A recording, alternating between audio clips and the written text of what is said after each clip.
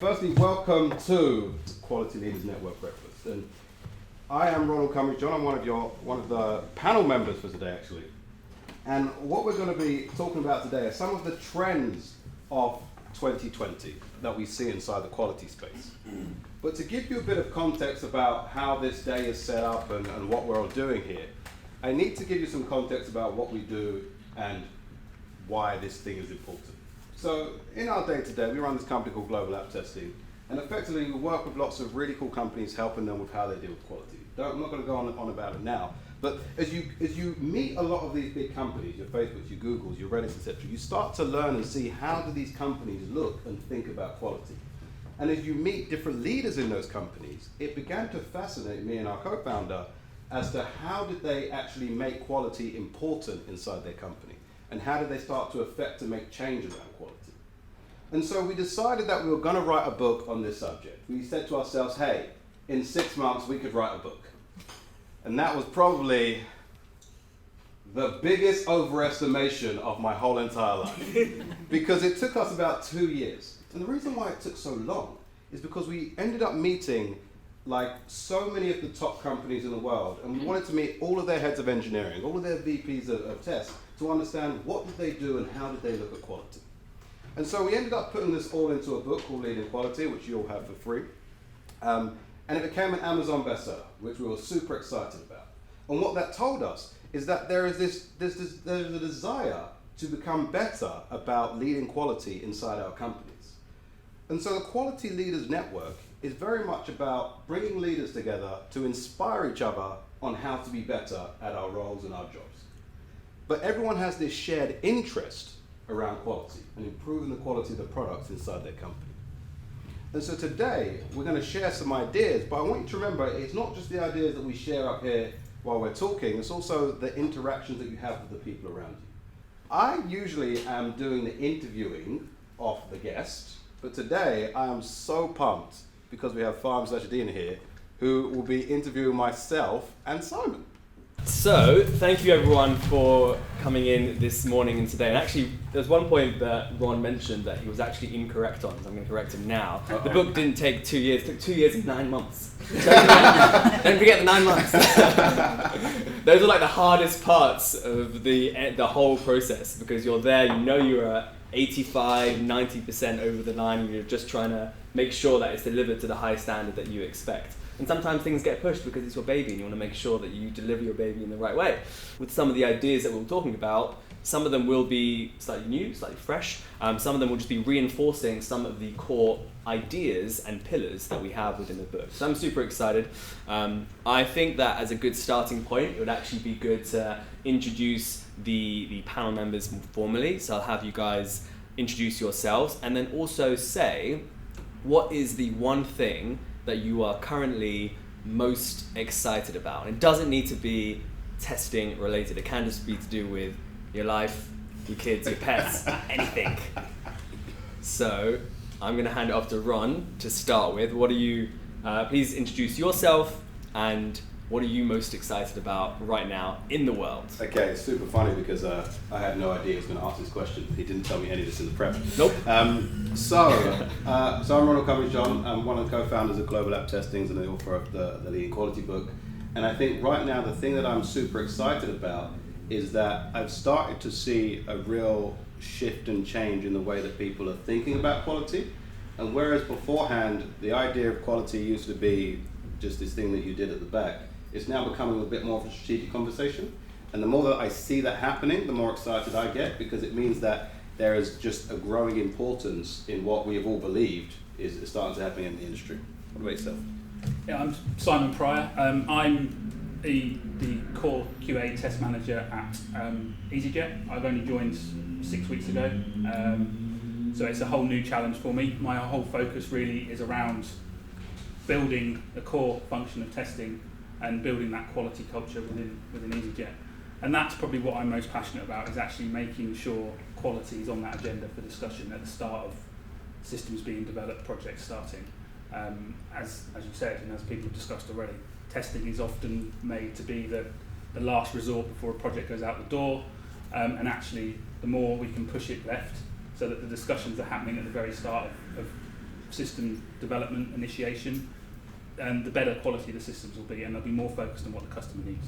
I think we'll kick off with the first of 4 trends that we have. And I know that we think, or at least we value incredibly highly, the way we think about an approach to QA. Now, I think there's been a huge evolution in the way that people think about QA over the years, over decades. And now we've come to a point of saying that the customer-centric way of looking at testing in QA seems to be the path forwards. So I'd be curious to hear, Simon, from your previous roles that you've been in and from everything you've learned over the last kind of 10 plus years in testing in QA, where are we now when it comes to thinking about QA strategy from a customer perspective? How did we get to this position to where we are now? So I think we're definitely in a place now where the customer is a lot more considered, especially in the mobile digital world. The customer has to be central in the testing strategy.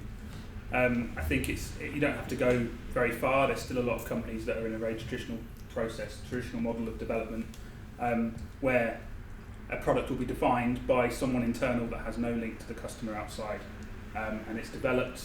You can release a product that's completely bug-free, but it goes out the door and it's something the customers didn't want, the end user didn't want. So effectively, that should be seen as a low-quality system because it's not serving what the customer needs. You're better to release an app that's buggy, that the customer loves using, that they're going to use every day, they're going to continually use, and they know that it's going to evolve and get better over time. And that's the focus that the strategy should be on, is how do we get something that the customer needs and is going to want to use and love to use out the door to them as soon as possible, with the understanding that we've tested it from that customer's perspective, whether that be having the customers involved day to day, and obviously if it's a mobile digital app, that's a lot more difficult than if it's a corporate system where you can interact with HR teams or finance teams within companies.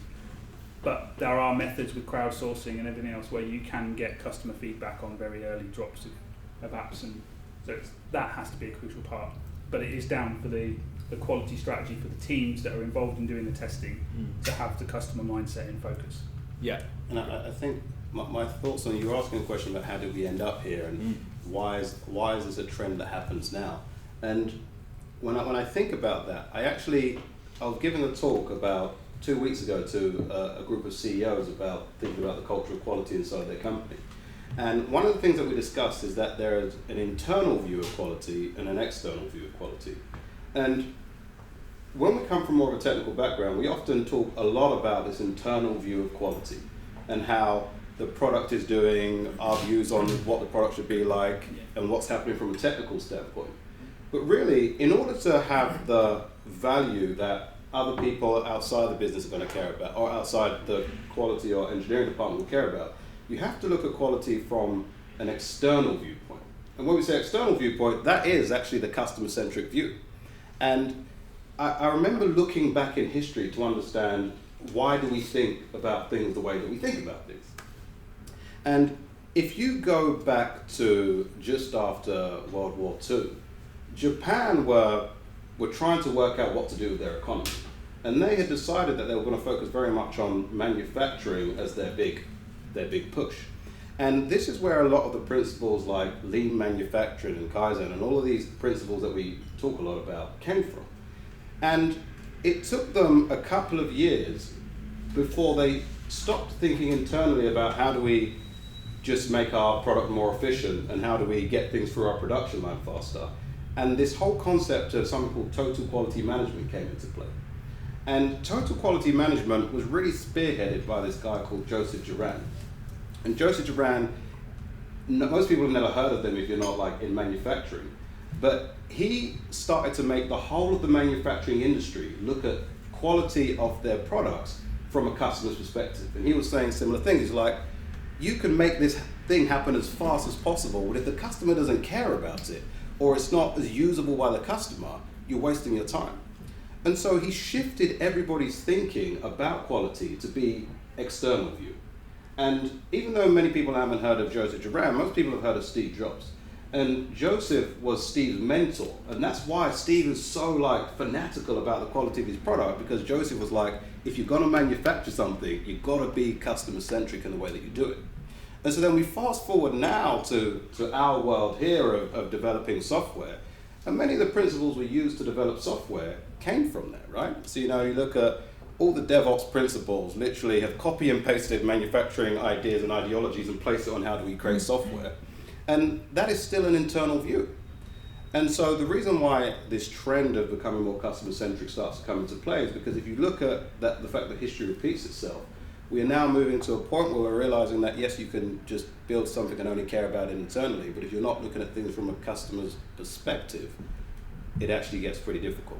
And so that's why we're beginning to see this trend of like people caring more about customer-centric view of quality. And I think as we start to go into this level of how do we become better leaders of quality, talking about things from that customer perspective brings everybody back onto the page of what other execs in the business care about. And I think that's, as people are trying to work out how to get people to listen to them across the business, I think that's where it's coming into play. Gotcha. There is definitely a school of thought out there. I don't know how many of you are familiar with the modern testing principles by Alan Page and Brent Jensen, but one of those 7 principles is only the customer can judge the level of quality of the software. And that gets to the point where the only people that can test effectively are the end users. So we as a QA function need to be aware of the mindset of those customers, and that is something that, as we've said, is trending that way, and we have a responsibility to make sure we are putting ourselves in the shoes of the customers as best we can, or bringing the customers on board to get as much input and feedback as possible when it comes to those scenarios. Yeah, and I think I'm seeing that a lot more happen now, which is people are trying to work out how do they spend more time with the customer, or how do they use different proxies to get more in tune with the customer rather than just thinking centrally inside their company. Yeah, definitely. And to take it a layer deeper, I'm sure there are a lot of people in the audience as well who say that they might have that challenge whereby they themselves want to be more customer centric, but their boss or their boss's boss are saying, we need to ship this by this particular time frame, we just need to make sure that this gets out, or there might be other pushback within that organization. How do you deal with greater pushback, or at least other people who don't have as aligned values as you would like to have from a customer-centric perspective? So I think from a quality strategy perspective, it's all about defining our quality narrative from internally, from within the QA department, making sure we speak the language of the business, so that in those scenarios where they're urging us to push it out the door sooner, but we're seeing there's issues, or we're seeing we need to be more customer focused, we need to be talking to the business in terms of customer impact, in terms of ROI, in terms of financial issues, that if we go live and we're not focused on the customer, we'll have less people download the app, we'll have less people do this, and it's having that ability to articulate to the business in the right way. So as a testing function, or as a QA function, we need to have a voice that's strong and loud on we care about the customer, and that should be what our strategy is built around. But interestingly, with something you just mentioned, is that sits as the narrative, but almost before you even do the narrative part, there's a level of relationship building that builds that credibility, so that narrative gets to spread a bit more. Yeah, you need to build allies within the business as well, and it's finding those people that you can sort of nudge, persuade to your way of thinking, and that comes from being involved in discussions, and whether it's over coffee, just happening to drop in things about testing or quality, and getting them thinking on your wavelength. I remember there was this company, and they had a similar thing where people weren't really caring about things in the way that they wanted people to care about it. So what they decided to do as a team is they said, in our OKRs for this quarter, we have to have this number of lunches, breakfasts, or coffees with external people outside of our department. And it became a quota, right? Because they as a team were like, if we're going to build these relationships, we've got to actively pursue it. Yeah. And so it was interesting that they then went off on this whole campaign to build their relationships before they tried everything else. And now I fast forward a year down the line, and oh my goodness, they're the way how their whole company now thinks about quality is completely different, because as they're sitting having those mini chats with people have started to have a new perspective about what's important, and it's changed their view, and people are actually going, okay, let's not release it because yes, we release it now and then it causes a whole lot of problems and then we're going to have to pull it, and so they're now thinking about it differently. But it was those relationships and those conversations that I think really pushed that a lot more. Yeah, and something that I did in my previous role at the National Lottery was, I don't know how many of you are familiar with the TestSphere card deck that's sold by the Ministry of Testing. It's 100 cards, each with a testing topic on, and you basically use it as a conversation starter. And I was doing this, first of all, with the testing team to get an understanding of their testing ability, and then I was using it wider with PMs, with delivery managers, with technical architects, infrastructure teams, to get them aware of what testing involved and what quality was. And by starting that conversation, you'd have it with people from different teams, and they'd suddenly go, I didn't realise QA did so much. I didn't know you do so much. I didn't know how you knew all this stuff. And suddenly that opens the door, they get a newfound respect for what QA can bring to the table, and they start involving you earlier in discussions. Starting involving you earlier in discussions, you get a say on quality earlier on in the process. And then that gets more of it's kind of a snowball effect. Because then every decision needs to be made, oh, we need someone from QA to have a look at this, or we need what's the quality impact here, and it brings a culture, it starts that culture of quality being important. To move on to testing trend 2 at the halfway point of the trends side is exploratory testing in an automated world, and the importance of having continuous exploratory testing while you're combining different quality and QA strategies. Talk to us about exploratory testing and why that is so important, especially in 2020 in today's world. One of my biggest bugbears is the amount of tool vendors that are pushing for 100% automation, and that everything needs to be automated. But I have seen there is definitely a trend moving away from 100% automation being the sole focus now, and people are realising that the human element of testing is still important. And there's a lot of very passionate people in the testing industry, Dan Ashby being one particular, who the investigative side of testing is equally as important as automation. But it's as automation rises, the investigative exploratory side needs to rise alongside it. Human element still needs to be there, and exploratory testing is a very powerful tool. It's often seen as something that's a luxury, that if you've got time at the end of the project you can do some exploratory. But really it complements automation as best possible, in the best possible way.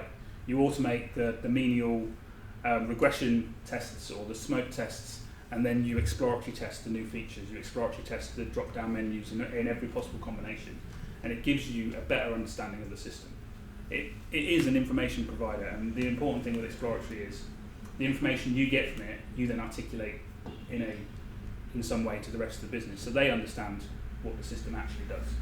And I do think there's definitely a push now that, although there's AI, ML coming, and that seems to have been the trend for the last 5 years, and we're still not there, I do think exploratory testing is coming in as well, back into the equation. Yeah, it's almost like a pendulum swing, right? Like there was a swing that moved all the way to we could do 100% automation, which was part tool vendors, part the desire for, if I could have a complete automated world, I so would. Part of the desire to have it, but then the reality kind of kicked in when you've decided to only do automation as your principle and not have any form of like exploratory testing, etc. And then you're like, hold on, the quality of our product hasn't really shifted in any way, shape or form. And I think it was almost that realization when people began to swing back a little bit so that there was a bit more of a balanced view around it. I think it's also the interpretation of automation, as far as people think, put automation in place, we'll automate thousands of test cases, and then it will just show green on the dashboard and we can go live. And there's no articulation of that quality narrative in that at all. You just see green on the dashboard and you think, great, we're good to go. And the business as a whole, they just look for the dashboard to be green to say, yes, we can go. And quality is more than just a green or a red button on the screen. You need to have a story around it as well to be able to tell the exact issues within the system and how the system works. And that's where exploratory is so powerful. And I think that probably leads into this whole, what are people's views? And people might have a worldview.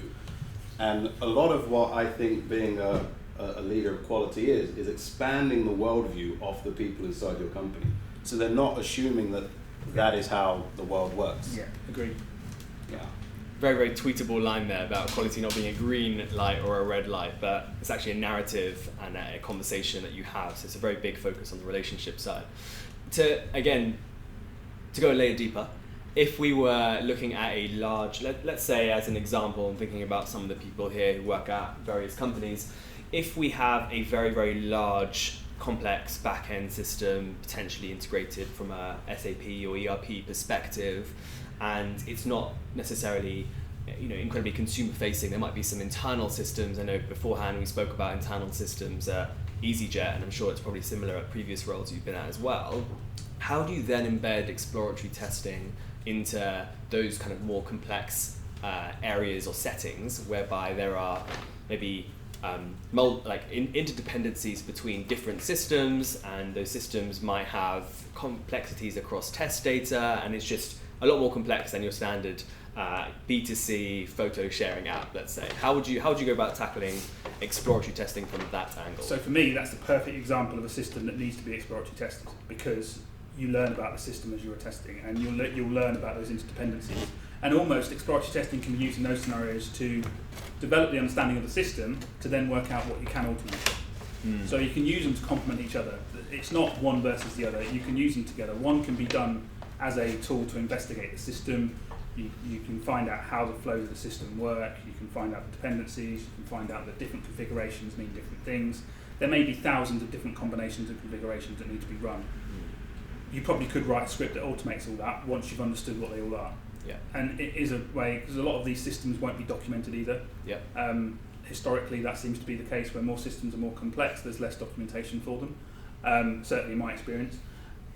So exploratory testing is a great way for that information gathering, and then using that to help you with your automation.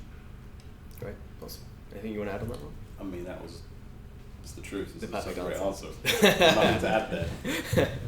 Awesome, thank you. Let's go with this question just up here that I've just put and highlighted up top. So I'll read it out for people who maybe can't see it near the back because of the lighting. How does QA add value to being customer-centric? It's generally product or delivery managers who have access to the customer and not necessarily involved in the actual requirement stage or the feedback stage.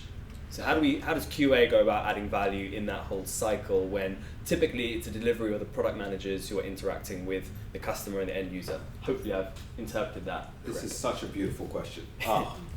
And the reason why it's beautiful is because it's the paradigm of which we sit in. And I have such a strong view that we need to change the paradigm of how we sit. Because what we're kind of saying here is that QA isn't in touch with the customer. And that is actually the change that we need to have. Because if imagine that you are testing a system, the more that you understand about the person who's about to use that system, the better you are going to be at even testing it. And this is if you were actually the one doing the testing, right? And so in order to become more customer-centric, I truly have this belief that we should spend more time with the customers at all sides. And it's really interesting even when you see like developers spend more time with their customer.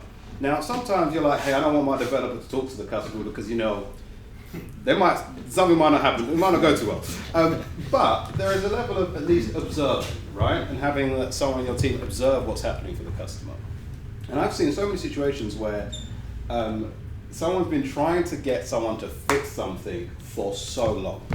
And then they stuck the engineer in front of the customer and let them see. And they were just like, it's that bad.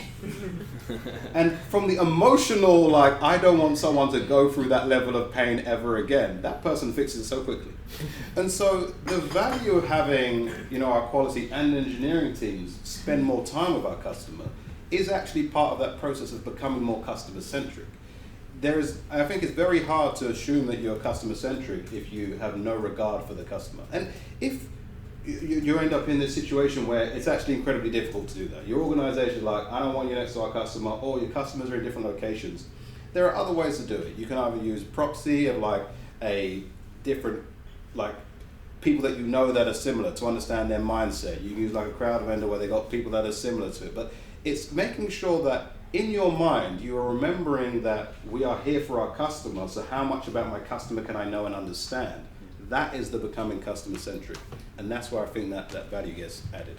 And if we're not involved in it, as part of that change culture is how do you become more involved in it? Mm-hmm. And if it's completely blocked, as humans, we can always go on Quora and find out what do other people of the archetype of our customer, what do they do think about love? there are still ways of understanding more about the mindset of your customer without being given permission by your company to understand it. Do they have their place, these quality frameworks, or are they slightly outdated in the way that people are working and moving now? I think, in my own personal experience, I've worked in places where they've been a big driver for the quality teams to have these in place. Certainly in regulated environments, having TMMI or TPI next, or some kind of framework like that, assessing the quality function is important. I've also worked in places where it's been a lot more freestyle as far as the QA environment. We've been able to decide what tools we want, decide how we're going to test, etc., etc.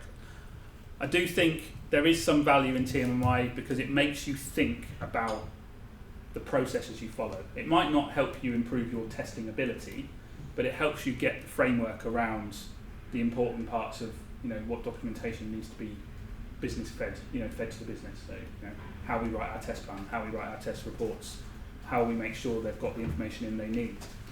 I do, however, think that those organisations that run TMMI and others, they need to look more at what the world is evolving to as far as testing and quality now.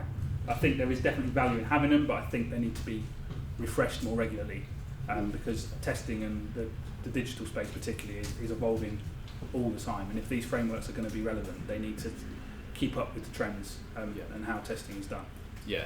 But as you're just touching upon there, an element to it is the process side in terms of taking value from process improvement that these frameworks or these skeleton frameworks can give you, but still being dynamic enough to be able to move and change as new software comes up or new updates make. And the last TMMI process that I went through, the big light bulb for me was people outside of testing and QA were interviewed as part of the TMMI framework to find out how the testing function is performing. So straight away you can get feedback on what we're not doing well, what we're doing well, and how we improve that communication. And communication ultimately is for me, it's the number one thing that testing should be good at, is communicating with the business, both internally and externally, on how we improve things. So that for me was a big light bulb that actually they're the people that are saying this. Okay, how do we improve that relationship and make sure that we've got the things in place to make their feedback positive in the future, for example. And so the third trend, as we had just spoken about, AI and machine learning, it decides to come up. So AI and machine learning testing is now getting smarter, but it might not necessarily be at the place that we want it to be. And you kind of alluded to that from what you were saying. So why don't you... Yeah, I think for me, there's lots of tools out there that use AI and ML to help generate test cases or automate stuff. Mabel being one example of a very, very good tool. Applitools is another one. There's a lot of good piece of software that might do one part of the whole testing cycle very well with AI, but they don't do everything. And the other key thing for me is these systems are only as good as the developers that have written them. So there's a human element there that still needs to be factored in. And that's the key point, that no matter how good they get, there's still a need for that human element. And so, yes, they can help us with certain parts of the process. My concern with some of them that generate test cases, for example, you feed them requirements and they generate a whole load of frameworks for test cases, is that whole human element. You can't just then blindly take those test cases and put them into an automation and execute them. You need to have human elements added to those test cases as well. It's a step to help us complement our testing, but it's not replacing the human element of testing. Mm-hmm. My view is that in 2020, the AI and ML software that we can use will become smarter. And what I mean by that is when you think about AI and what the problems that AI solves, there are maybe 2 million small micro problems that you need to solve, right? And when we develop any software or an AI solution, we begin with problem number 1, which is super simple. We go to problem number 2, which is a little bit easier. And right now, most systems can only do like the top 20. And I'm making up these numbers, right? So if they can test the top 20 usefully, but in our software that we need to test, we have the whole 2 million we need to test, it's not as useful as we need it to be. But over time, because we are all trying to improve pieces of software, the providers are going to start to solve more of those micro problems. And the more micro problems it solves, the more useful the whole solution becomes. And if you look at the whole analogy that driverless cars has been on, and all the technology that goes into that. If you look at what was first built by Tesla, it wasn't this car that could just drive freely across the world. They were working on motorway lanes, and can I stay inside the lane to my left and right? But the technology that you need to get a car working, down on the street in London, with pedestrians running across the road, that cyclist almost killing himself, it's so many more problems you have to solve. But yet, we're seeing that technology is getting better at doing that. And so I think, like you said, it's been 5 years of AI and machine learning will take over the world of testing. We probably are still going to have to continue that. And it will be a never-ending journey to get down to the 2 million. And by the time we're at 2 million, we as software developers would have developed new things that we then haven't worked out how to test, because now we also need to test the AI that's testing the AI, and that becomes this new level of compounded problem. And so I think that systems will get smarter, and we'll be able to cover more of our testing requirements with the technology, but it will always be quite a limited scope. And even as you were talking about those tools, they're actually really good at a particular scope of doing a thing. And so when people are thinking about what technology and tool sets they should be using, often kind of considering that there is no one tool that will do all of these things for you. And that, in actual fact, they are point solutions to help solve your problem. And I think it goes back to the customer-centric view of things as well. We as testing teams and testing individuals, we can help these tools get smarter. We can provide the customer-centric view as the end user of these tools to make them better, to make them more what we need them to be. So it kind of ties in as well. We can help these tools get better. These aren't being developed in isolation against us. They are to work with us, and we should help develop them, help where we can. Certainly from a Mabel perspective, people like Lisa Crispin, who works with Mabel, is very active in finding out what the needs are of the industry, and the same with Andrew Jones at Apple Tools. They're very keen to understand what we as testers or we as engineers want from these tools so that they can improve them. Yeah, great evangelists, those two. Yeah, I was actually going to touch upon that exact point and say, who are the people that we should be looking towards and following, apart from you two, on on thinking about where the future of QA, or at least from the perspective of AI and machine learning and some of the latest tools that are out there. Who else is writing great things, talking about great things, and what was kind of the last maybe talk or post you may have read that really resonated with where you think the future for me, is? on AI and ML, one person that stands out for me is Bill Matthews. He's a UK-based tester. He's been testing for years. He writes a lot of good stuff on AI, particularly. It's not an area that AI and machine learning is not an area that I focus on particularly, so I don't know whether you have any more.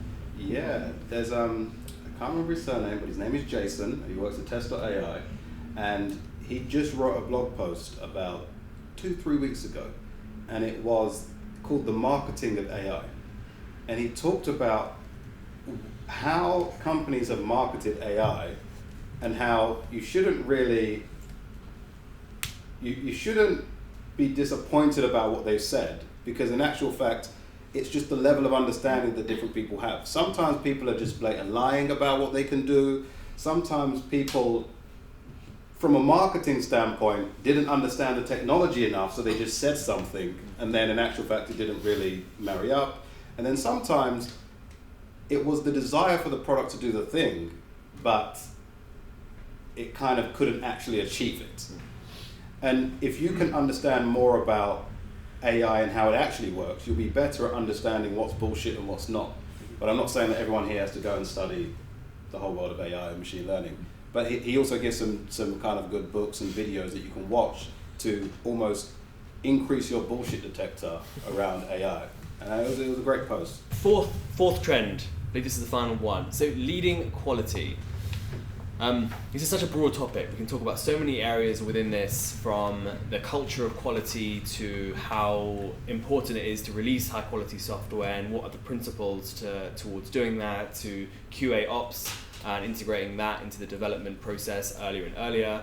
I'm going to let you kind of freestyle it a little bit and talk about an area that you each want to maybe touch upon, and it'll be interesting, Simon, from your experiences as well at previous companies, as to what are some good ways that you've seen companies or people have led quality, and also where quality has not been led in the way that you wish it was?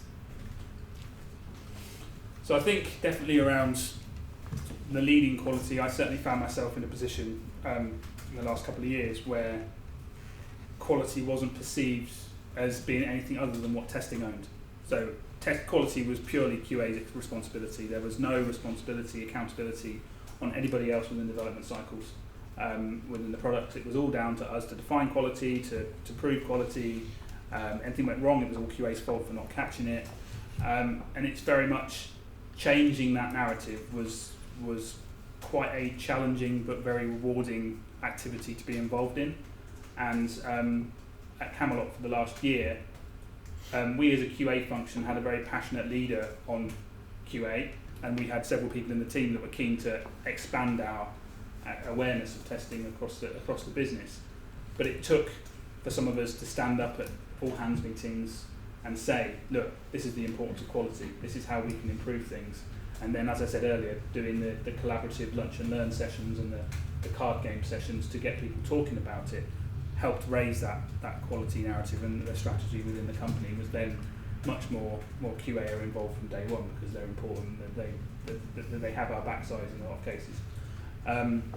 I'm not necessarily sort of advocating that QA should always be the one that signs off on quality, because that's a different discussion, but there's definitely the need for us to be involved and help articulate the level of quality that the company can then help sign off. Before I sort of got involved, it's been, I don't know, I think companies that work in this, and I find this quite common, I'm not sure what you guys in the room's experience is, but from a business level, they look at things in a waterfall process mindset. You know, they have an idea for a project, they want it live in a year's time, they don't care how we do it, but that's what they want. And then when you get down to the engineering teams, they want to run more collaboratively, they want to more Scrum-like. And it's, the quality narrative is important at both levels there. You need to make sure that you're embedded in the sprint agile process, but it's also finding a way to articulate back to the top level that it's important to have you involved early on. Because if they're looking in a waterfall mindset, their only assumption is testing is involved at the end. And it's proving that there's value in having us earlier on. And that's a constant battle. I think I've not been anywhere where that's not been the battle. Mm. And when I think about this concept of leading quality, I don't think it's only a problem of quality or engineering. Mm. I think it is a problem, the function of being in a company and being in a department where you have a deep understanding of what you do and other people don't. And just for a second, I want us to come outside of quality and think of, like, say, a HR department, right? So you might have a HR leader who's sitting there going, you know, I really want, my perspective of what HR really is about is really helping grow my people. But everyone else in the company might think they're just the paperwork people. They get people to come into the company and they exit people when they're out. They all have, like, HR has a narrative situation where they have a narrative that they want and the rest of the company don't understand it. And so, abstracting out of just the quality side, being a leader in this whole game of us growing our careers, it is a lot about what is the narrative of our department outside of our department. And so, this whole concept of leading quality for me is about taking control of that. And whether that's taking control of it, of making sure that the people in your team really think about it, which is what you're talking about there, or taking control of it, of what people outside of your team, being a true leader becomes more about this communication path and this, how do you get people to understand, than anything else.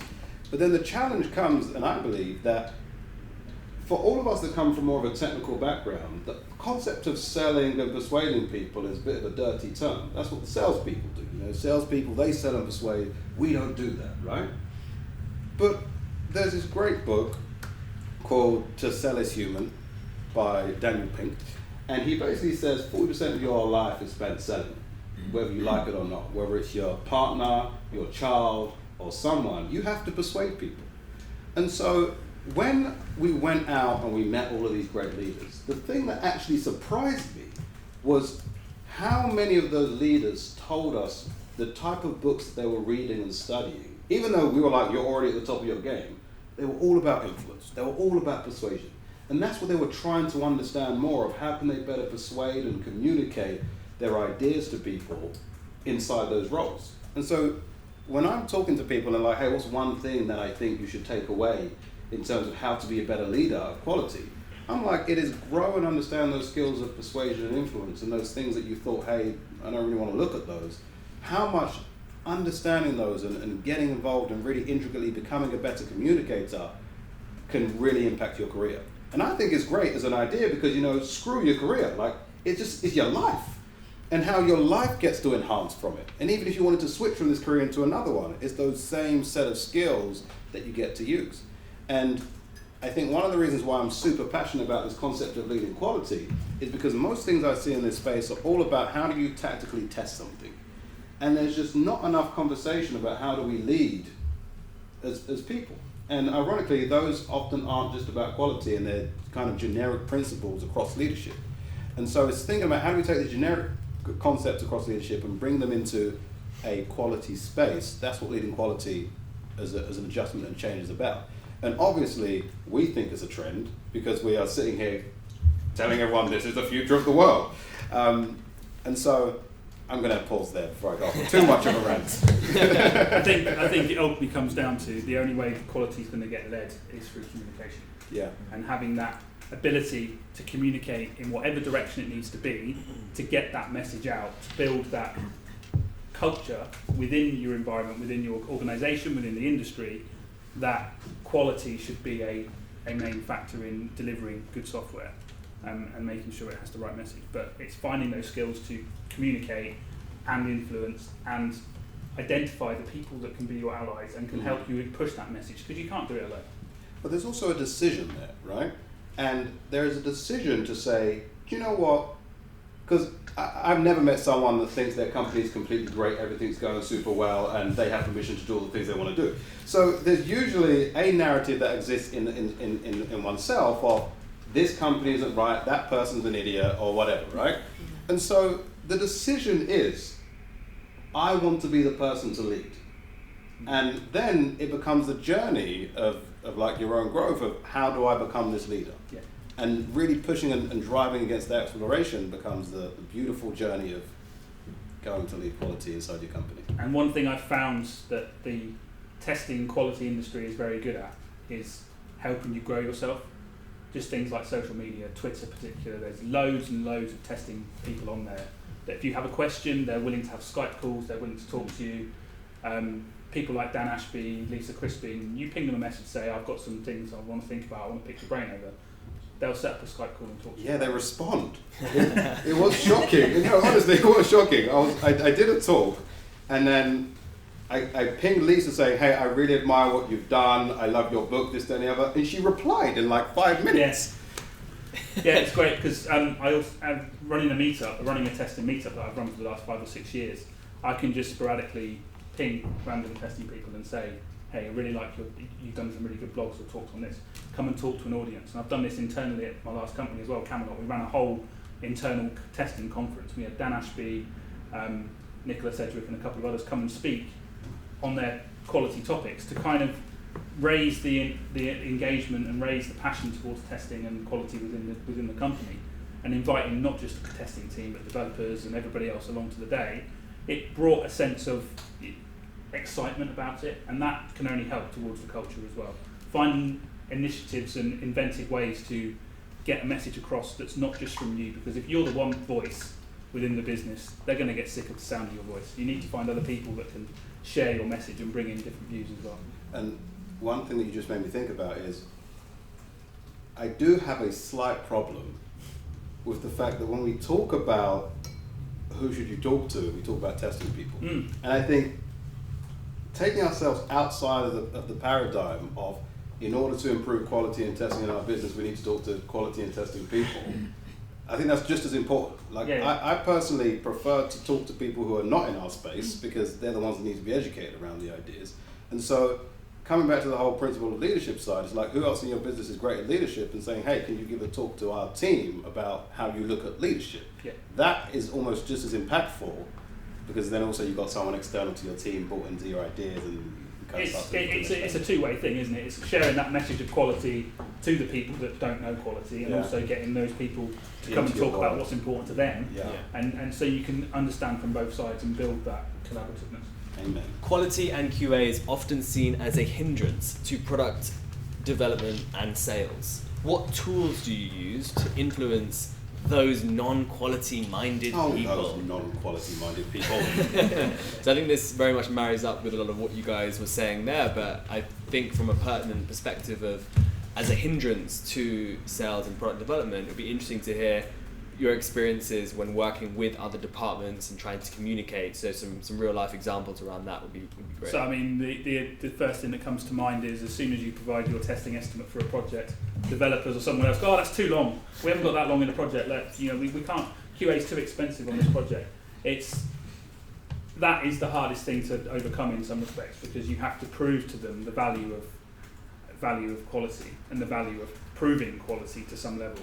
And when you start talking about having testing engaged from the start, the pound signs go on their eyes and think, oh, we can't afford testing to be involved for the whole 9-month project.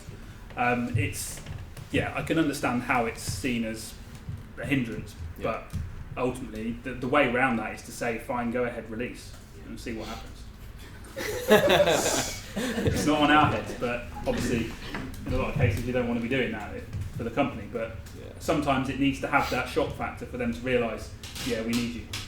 The other way around it is to find those money-saving defects before it goes live, and to prove to them the value that defect's had.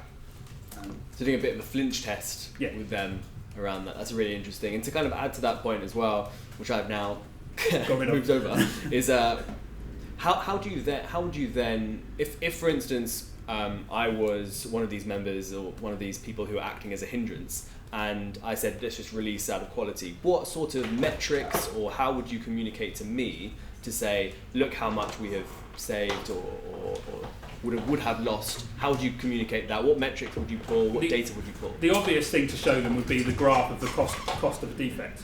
Okay. From finding a defect in requirements to finding a defect in production and the cost it has on the company to fix those defects. That's the first thing that I would look at. But it's difficult to show any particular metrics other than around the defects, around the customer satisfaction scores. Use real life examples of production issues that have caused problems, depending on your industry. Certainly working for EasyJet, it's easy to find other airline related system defects that have caused not fatalities but caused planes to not work, caused operations, bag handling to not work. You can feed them into the narrative that you have as a company to say, these are the things we need to avoid, these cost these companies X amounts of millions of dollars, and have a story of industry related issues that could feed into that, to show them that if you want to release, these are the kind of things that could happen. Yeah. Unless you think your developers are perfect and they're developing software that's bug free. Yeah. It's about having those counter arguments. Yeah. And there are two thoughts that run through my mind on this. One is what that's just identified by the statement is that is the existing quality narrative inside the company, right? And so that's actually really good because you know where you're at. You know the current starting point that we're dealing with. Yes. And so the second question against that is, what do I want the narrative to be? And then you have your gap. And then really it is just as much as you develop a strategy around your quality strategy, you're working out the strategy to move from they don't care to they care. And there are many different things that you can start to do on that path now that you're clear where you're trying to get it to.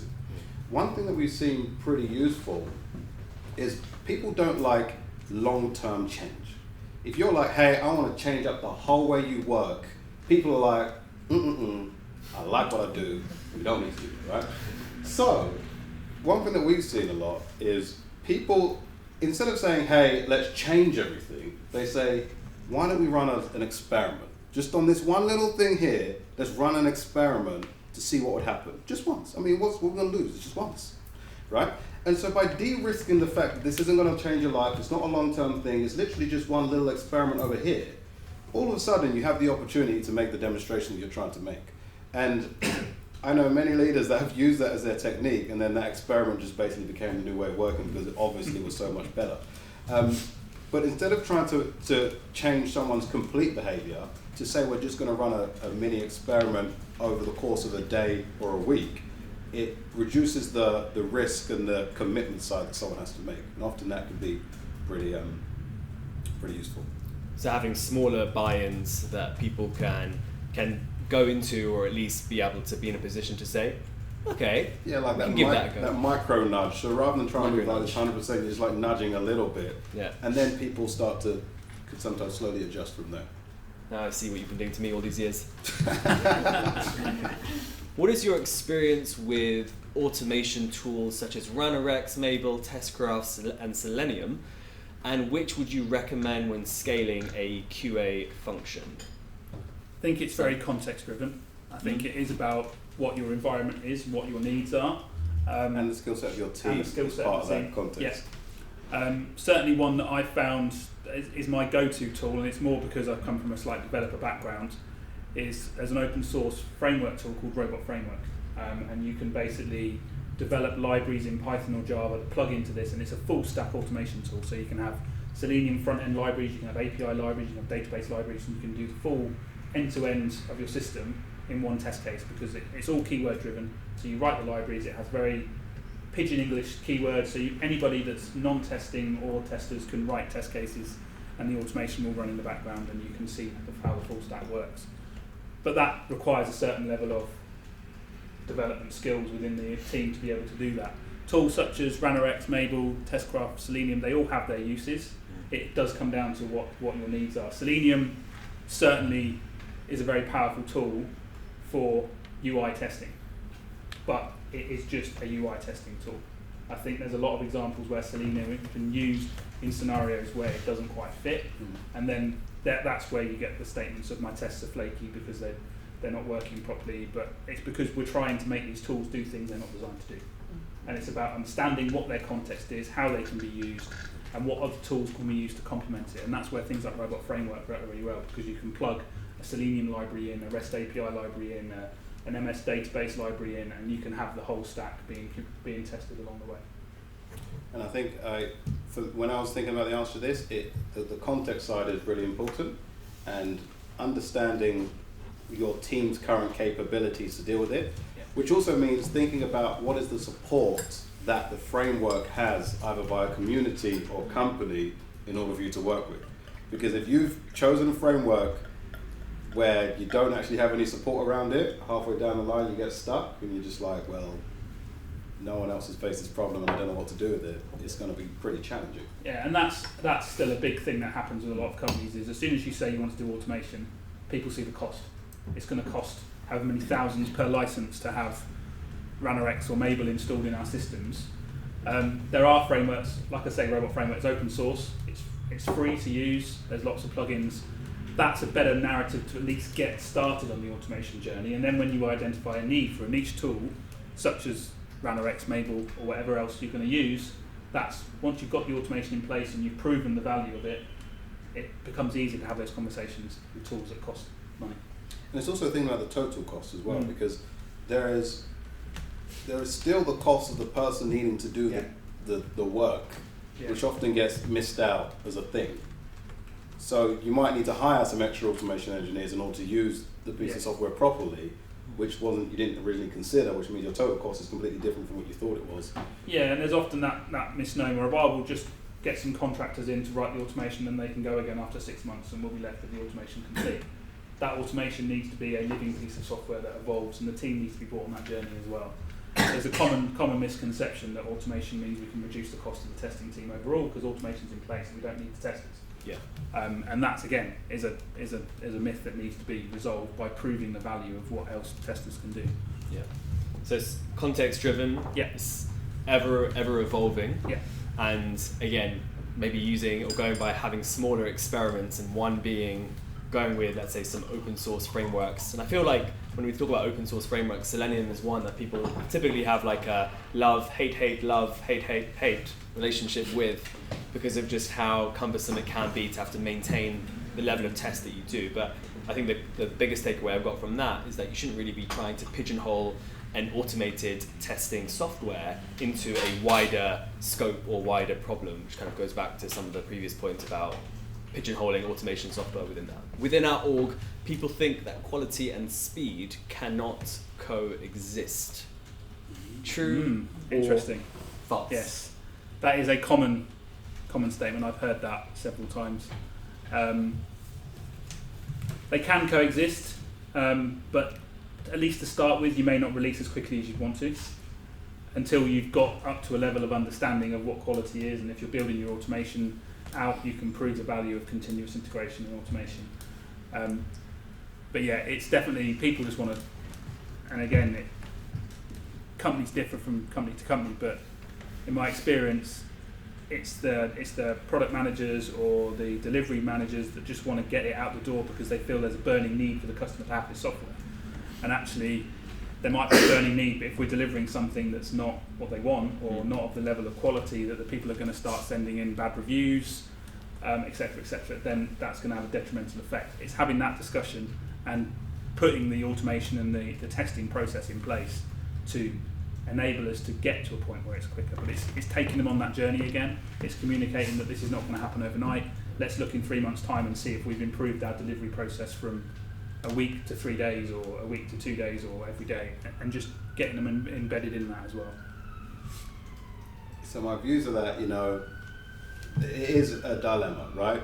You move incredibly fast and everything's basically screwed. You have this incredible level of quality and nothing gets released.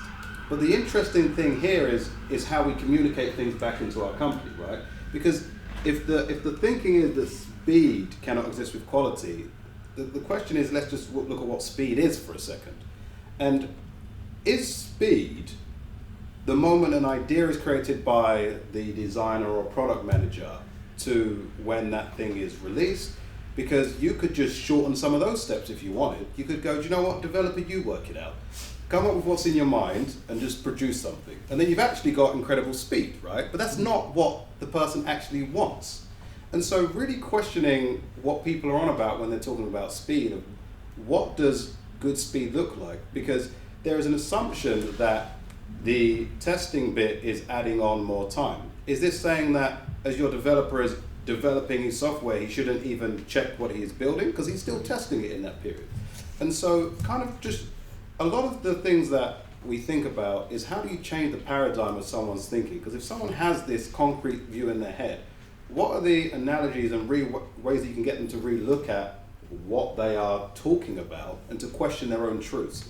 And I think it's helping our teams question their own truths about what is speed, is how we start to tweak their thinking about this. Again, speed is as subjective as quality is. So it's getting that definition nailed down for both what they mean and getting everyone bought into what those definitions are, and then working to make sure we're delivering on both of them. Nice. So taking things back to a first principles basis and actually questioning the assumption of what is speed. Obviously, we've spoken a lot about questioning the subjectivity of quality, but actually taking it to speed is a really interesting idea and concept. So yeah, it's good takeaway. Now you might just seem like that really annoying person in your office now when you go back, like questioning everything that people say. But it's more done in a supportive nature to get people thinking. Cool, fantastic. So a couple of questions before we end, and I'll leave this slide up. Is how do you stay on top of your learning? How do you stay on top of what are the things that people should plug into apart from your profiles where you tweet out interesting stuff as always? Where should people go? What should people be reading, listening to? So there's some great podcasts out there that I currently listen to that give different views of this. One is the A/B testing podcast with Alan Page and Brent Jensen. Yeah. I may not always agree with everything they say. They do look at that their main focus is moving testers to a quality coaching type role, and that the role for dedicated testers may be on its way out. But they're moving to this collaborative model of everyone can test, everyone in the team should be able to test what they need to test, and that anyone who's a testing specialist should effectively be that coach that's overseeing it. But they have some very interesting views on quality, which are useful. Another podcast that I listen to is, they haven't done one for a while, but Testing in the Pub with Dan Ashby and Stephen Janaway. There's some really good concepts in some of their earlier sessions.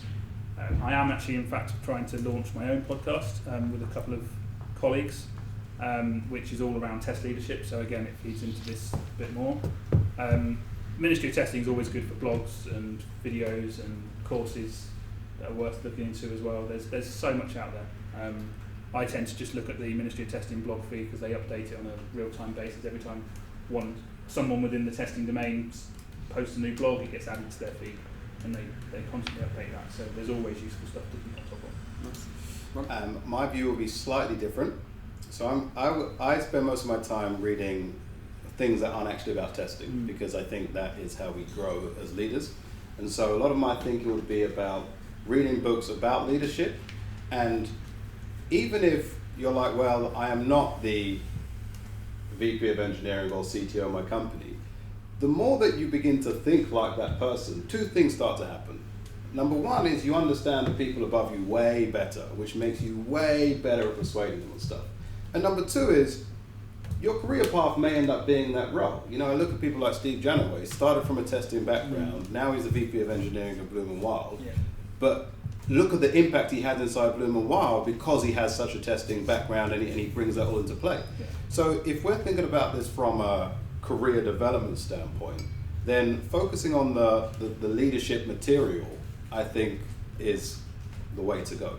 So leadership material, persuasion and influence material, that would be my go-to. And actually there is another podcast I listen to called Simple Leadership, which is all about tech leadership, full stop, and it's run by the VP of engineering for Auth0 called Christian McCarrick, and he interviews other CEOs and CTOs from companies and how they've incorporated acquisitions, or how they've changed their inclusion and diversity model, and how they've included how they've improved their tech stack. Or it's different topics, but it's all around the leadership space, and it's a really useful podcast. And a book that I would recommend for leadership would be one called The Manager's Path, and it starts off at how do you influence, how do you lead, becoming a team lead, becoming a manager of managers, director, VP. They're all in chapters throughout the book. It's really useful to understand that career path on that. Awesome. And then my final question to end is, if you were both to imagine that everyone in the audience for the time that we've been speaking have had their headphones in and have not heard anything that you've said, and you're not trying to summarize everything that we have said, but before they leave that room, they've taken off their headphones and they want to have 1 to 2 takeaways from you each, what would you say the biggest takeaways that you want the audience to leave the room with?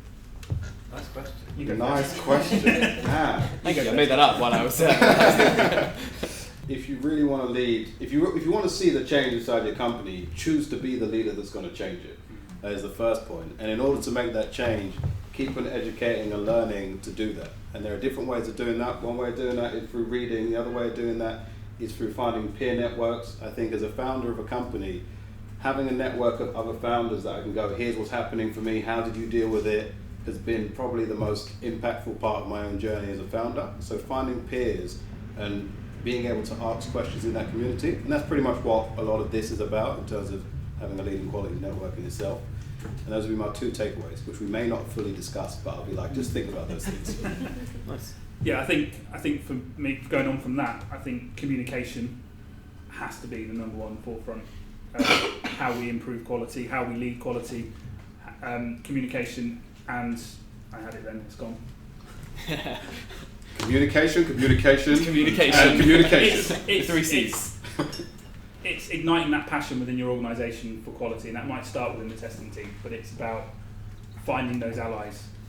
You know, identify those people within your business that you can help influence and help move that narrative forward.